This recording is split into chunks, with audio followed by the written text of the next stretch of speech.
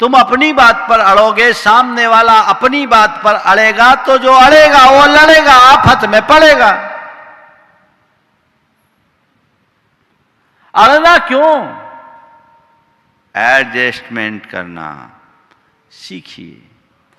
आग्रह बड़ा भयानक होता है। कभी कभी कैसा आग्रह होता है, और बिना बात की बात का आग्रह होता है। ट्रेन चली जा रही थी, खिड़की के पास जो व्यक्ति बैठा था वो बार बार के खिड़की को बंद कर रहा था।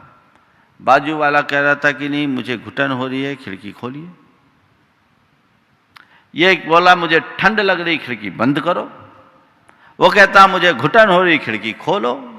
अब दोनों आपस में उलझ गए। एक कहे खोले, ये खोले, वो बंद करे, वो बंद करे, खोले। उलझ गए। तभी टीसी आया, टीसी के पास बात गई। बोला भैया क्यों उलझे? मुझे ठंड लग रही है, खिड़की बंद नहीं करने दे रहा, मुझे घुटन हो रही है, सिगरेट की धुआं आ रहा है, मैं खिड़की खोलूंगा। टीसी ने खिड़की को देखा, कहा मूर्खों क्यों लड़ रहे हो, इस खिड़की में तो कांच ही नहीं है।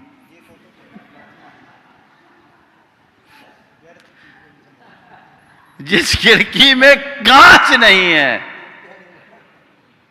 उस खिड़की के पीछे झगड़ रहे हो। कैसा आग्रह है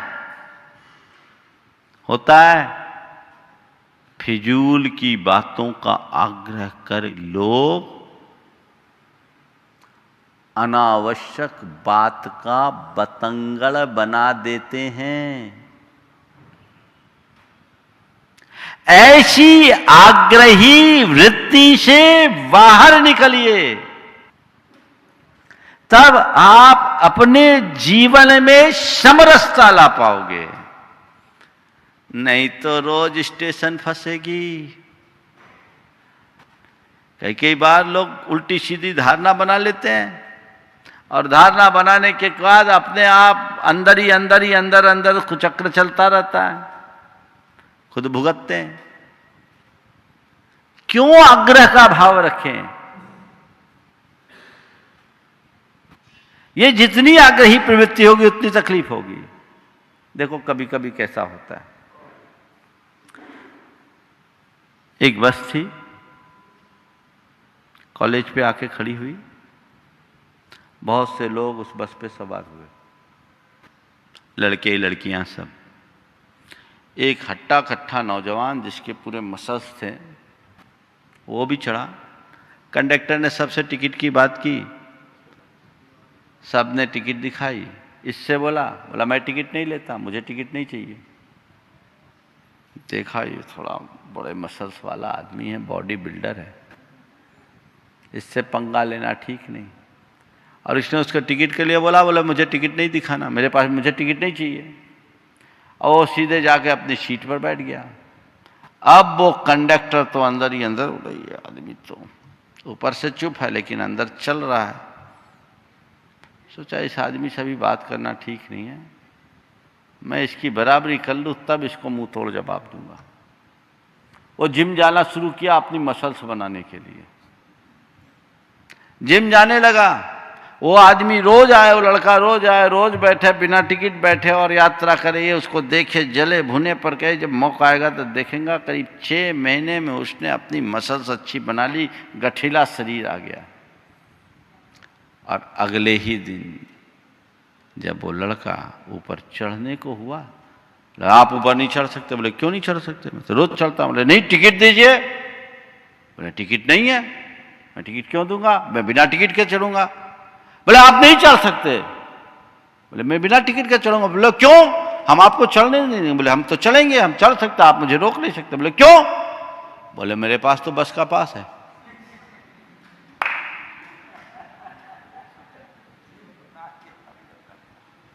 मेरे पास बस का पास है।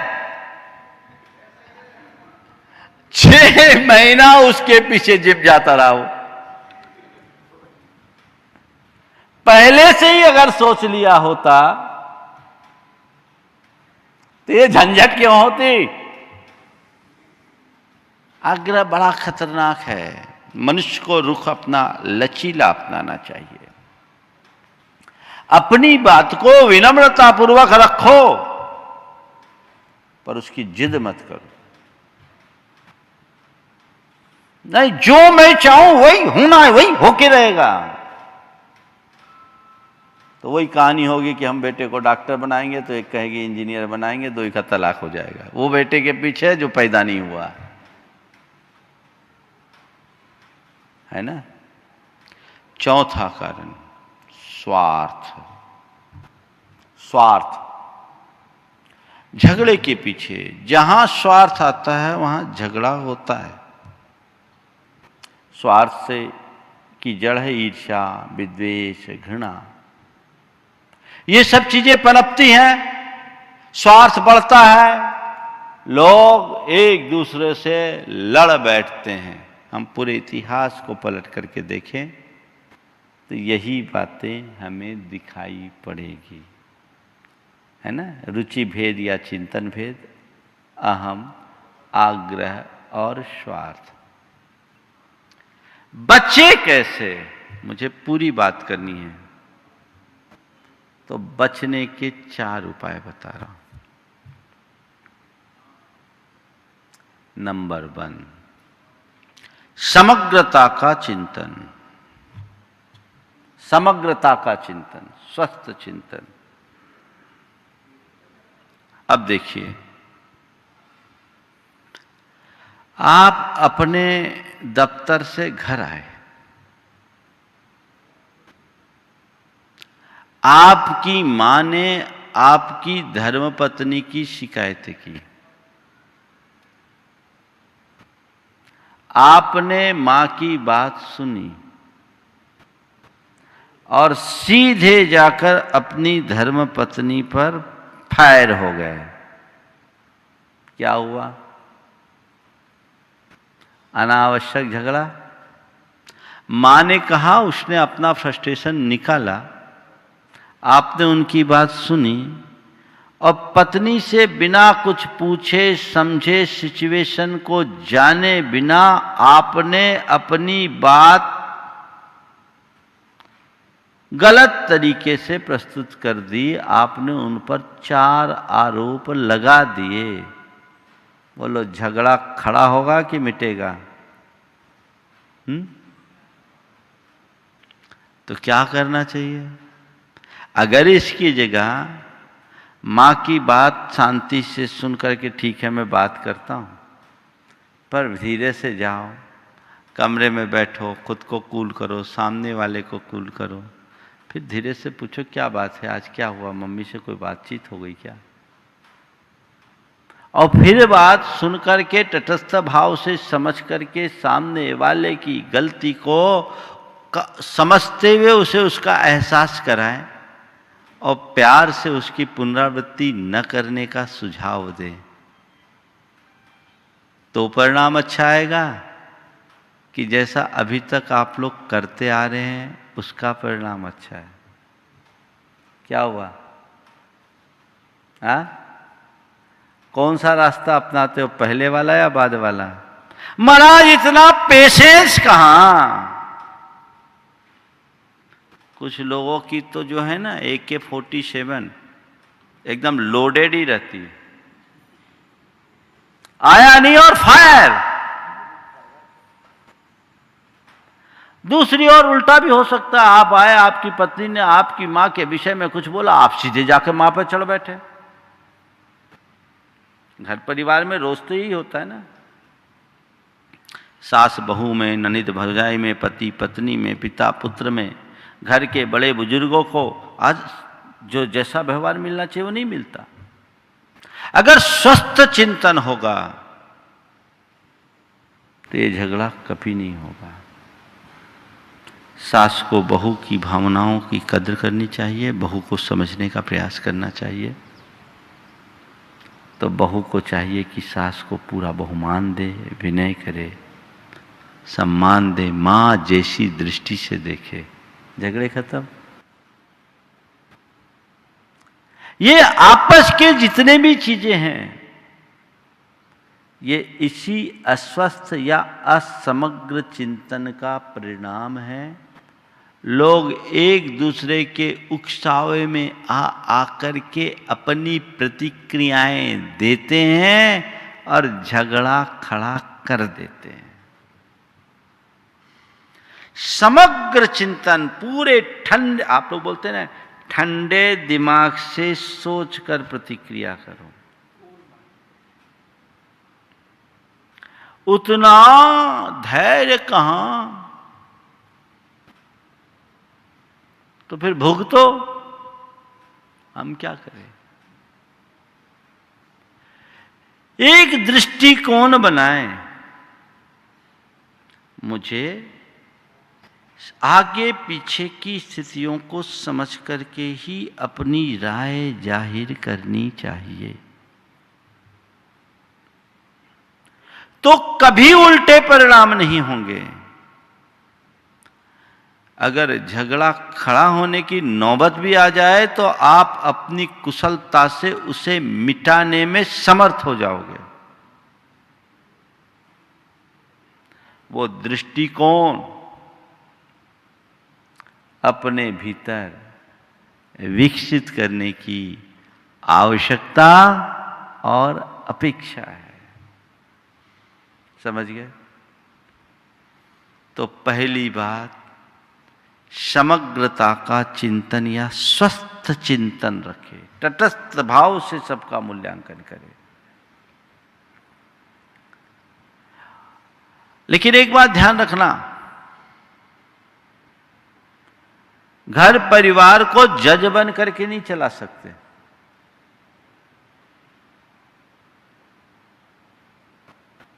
क्या बोल रहा हूं? जज बन करके घर नहीं चला सकते।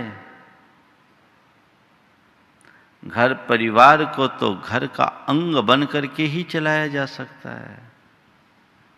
जज का काम क्या है? पक्ष या विपक्ष के पक्ष में फैसला देना। जज के जजमेंट में एक ही घर में उजाला होता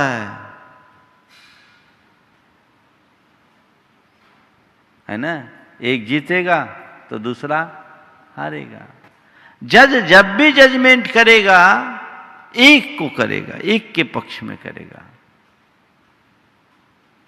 पर घर परिवार में किसी एक का पक्ष लेना ठीक नहीं, वहां तो दोनों तरफ उजाला है। वहां जजमेंट नहीं, एडजस्टमेंट होना चाहिए। वहां कॉम्प्रोमाइज की बात होनी चाहिए, कलह नहीं सुलह की बात होनी चाहिए। वहां डिसीजन नहीं, डायरेक्शन मिलना चाहिए। तब घर परिवार अच्छे से चलता है। ऐसा वही व्यक्ति कर सकता है जो बड़े स्वस्थ चिंतन का धनी है। मेरे संपर्क में एक ऐसे व्यक्ति हैं जिनकी धर्मपत्नी और मां के बीच 36 का आंकड़ा, माने सास बहू में 36 का आंकड़ा। उस व्यक्ति ने एक दिन अपनी बात कही, उसके विवाह के लगभग 28-30 वर्ष हो गए। बोले महाराज क्या करूं, बहुत दुखी हूं, सास बहू में कभी पटी नहीं। दोनों का नेचर ऐसा है। मैं आता हूं तो एक तरफ मेरी मम्मी है, दूसरी तरफ मेरी पत्नी है, दोनों मुझे सुनाती है। तो हमने कहा तुम करते क्या हो? बोला महाराज मैंने देख लिया दोनों का नेचर अलग अलग है, दोनों को समझाने से कोई समझने को राजी नहीं। सबसे बड़ी विचित्रता है दोनों अपने आप को सही साबित करने की कोशिश करती है। बोला शुरुआत में मैंने दोनों को समझाने की कोशिश की, फिर मुझे लगा कि इसमें कुछ मतलब नहीं निकलेगा, तो मैंने तय कर लिया आता हूँ, पहले मम्मी के पास जाता हूँ, वो जितना बोलती है चुपचाप सुन लेता हूँ, फिर अपनी पत्नी के पास जाता हूँ, उसकी भी झेल लेता हूँ और वहीं बात वहीं निकाल देता हूँ, आगे बढ़ने ही नहीं देता। अब वो लोग भी बोलते हैं कि आप तो बस सुन के रह जाते हैं, आपकी तो आदत हो गई सुनने की। तो मैं भी धीरे से बोल देता हूँ तुम लोगों की भी सुनाने की आदत है, मैं क्या करूँ, और इसी तरह जीने की आदत बना लो, आपस में उलझने से कोई फायदा नहीं। वो व्यक्ति अगर ऐसा रुख नहीं अपनाता तो परेशान हो जाता। किसको देखे? एक तरफ माँ है, एक तरफ पत्नी है, दोनों स्थितियां हैं। बड़ी मुश्किल होती है मनुष्य के साथ जब किसी एक को साथ को पसंद करे और एक को नापसंद करे। ध्यान रखना, जीवन में सच्चा आनंद किसी को पसंद और नापसंद करने से नहीं है, पसंद और नापसंदगी से ऊपर उठ जाने से है। हमें तो कुछ चीज़ें ऐसी हैं जो हमारी चॉइस हो सकती है, पर कुछ चीज़ें ऐसी हैं जिसमें हमारी कोई चॉइस नहीं। चॉइस चलेगी नहीं, पर लाइक हमें करना होगा। आपने अपनी पत्नी को पसंद किया होगा, प्रायः सब पत्नी को पसंद करके ही लाते हैं, है ना? पत्नी पसंद करके लाए जा सकते हैं, लेकिन माँ बाप भाई बहन पसंद के नहीं लाए जाते। वो तो जो हैं उन्हीं को पसंद करना पड़ता है। वहाँ कोई लाइकिंग है क्या? कोई एप्लीकेशन लगाया था हमें ये पत्नी में ये माँ बाप मिले, हमारे भाई बहन ये हो, ये कोई एप्लीकेशन थी क्या? क्या हुआ? यहां कोई चॉइस नहीं, पर उसके बाद भी स्वीकार है ना। पत्नी भले तुम पसंद करके लाए, लेकिन अब ये मुझे पसंद, ये मुझे नापसंद, इससे ऊपर उठो। और ये स्वस्थ चिंतन के परिणाम स्वरूप ही संभव है। दूसरी बात, सकारात्मक सोच रखे। हर समस्या का समाधान। झगड़ा खड़ा होगा ही नहीं, क्यों झगड़े? एक युवक ने अपनी एक जीवन की बात बताई।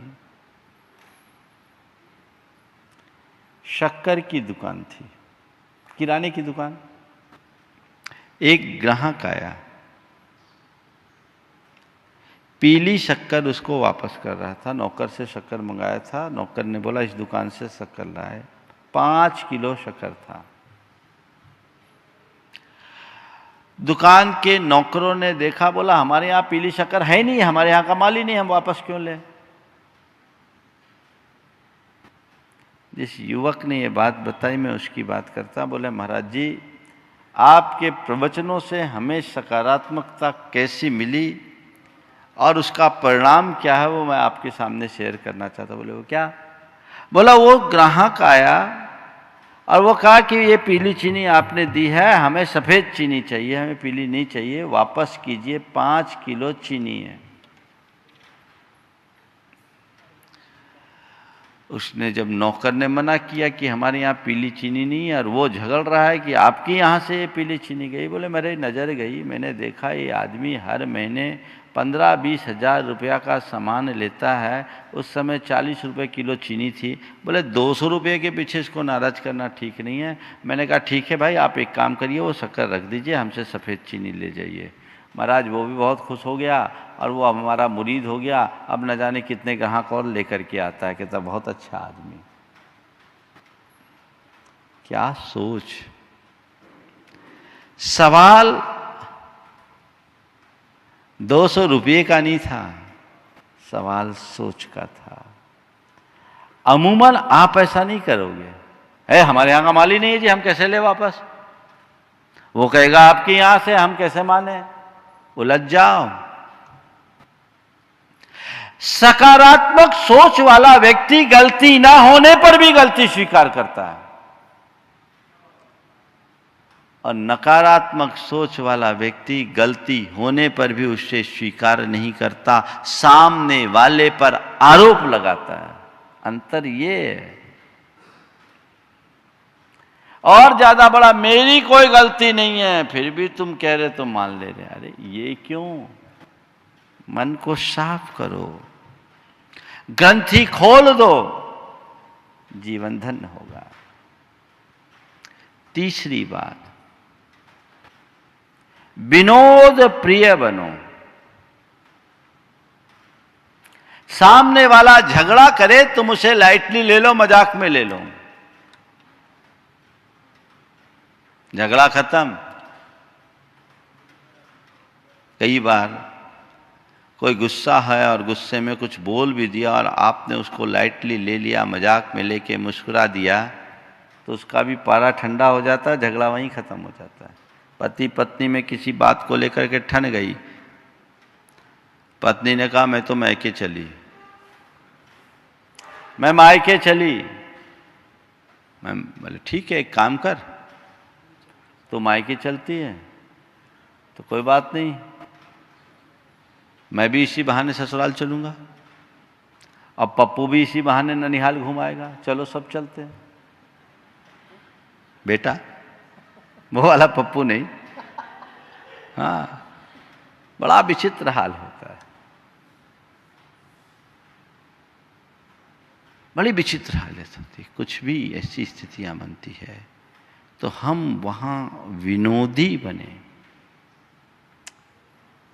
तो विरोध खत्म होगा, झगड़ा खत्म होगा। और चौथी बात है मौन। सामने वाला आपे से बाहर है, आप चुप हो जाओ। मौनेन कलहो नास्ति, मौन हो जाने से झगड़ा नहीं। मौन धर लो, चुप हो जाओ, एक तो चुप हो जाओ, वही नहीं हो पाता, बात का बतंगड़ बन जाता है। पति पत्नी में बहुत झगड़ा होता था। पत्नी एक बाबा के पास गई, बोले हमारे पति से बहुत झगड़ा होता है, कोई उपाय बताओ। बाबा ने उसे एक ताबीज़ दिया, बोले जब भी तेरा पति झगड़ा करे तो इस ताबीज़ को मुंह में दबा लेना, दांतों के बीच ताबीज़ दबा लेना, दबा के रखना, देखना पति कुछ नहीं कर पाएगा। कुछ दिन बाद पत्नी बाबा के पास आई, बोले बाबा कमाल हो गया, बाबा कमाल हो गया, ताबीज रखते ही झगड़ा खत्म हो गया। पत्नी ने, बाबा ने कहा सुनो, कमाल ताबीज का नहीं, कमाल मुंह बंद रखने का है। कमाल मुंह बंद रखने का है, मुंह बंद रखोगे मामला निपट जाएगा। तो वो दृष्टि अपने अंदर हो तो कोई क्वारल ना हो, फिर कोई क्वेरी भी नहीं रहे, जीवन एकदम क्वाइट हो जाए, शांत आनंदमय हो, फिर कोई क्वेश्चन भी नहीं रहे, आनंद में जिए और अपने आप को आगे बढ़ाने की कोशिश करें। यहीं पर मैं विराम ले रहा हूँ। परम पूज्य आचार्य गुरुवर श्री विद्यासागर जी महाराज